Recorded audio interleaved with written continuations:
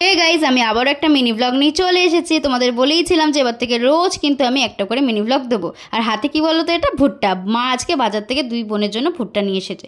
কিন্তু প্রতিদিন তো ভুট্টা নিয়ে আসলে মাই পুড়িয়ে দেয়, বাট আজকে আমাকেই করতে হবে। কিন্তু আমি ভাবছি যদি একটু ইউনিক রেসিপি করি। ছাড়ো, বোন তো আর পোড়া ছাড়া খাবে না। তো এখানে আমি প্রথমে ভুট্টার খোলাগুলো ছাড়াচ্ছি, কিন্তু দেখে না মনের কথা মনে পড়ে গেল। কারণ বোনের মাথায় চুল নেই, কিন্তু ভুট্টার মাথায় দেখো চুল কত। শুনতে পাচ্ছি কিন্তু আমি। আরে বোনের কথা ছাড়ো, উফ বাবা ও কি বকতে থাকে। চলো তোমাদেরকে একটা জিনিস দেখাই। দেখো দেখো, আবার ভুট্টা দেখে মনে পড়ে গেল বোনের কথা। বোনকে আবার আমি চিৎকার করে বলছি, এ বোন দেখ, তোর মাথায় চুলই নেই, বেরো এখান দিয়ে। যাই হোক, এবার একটা ম্যাজিক দেখাই। দেখো, দেখলে হাতের মধ্যে 1 মিনিটে কিন্তু রেডি হয়ে গেছে আমার ভুট্টা পোড়ানো। কিন্তু দাঁড়াও, রেসিপিটা তোমাদের দেখাই। রেসিপি কিচ্ছু নয়, গ্যাসটা জ্বালালাম, 2টো দিলাম, পোড়ালাম, তারপর লেবু আর বিট নুন দিয়ে ঘষে একদম রেসিপি রেডি। তো চলো বোনকে এবার দিই।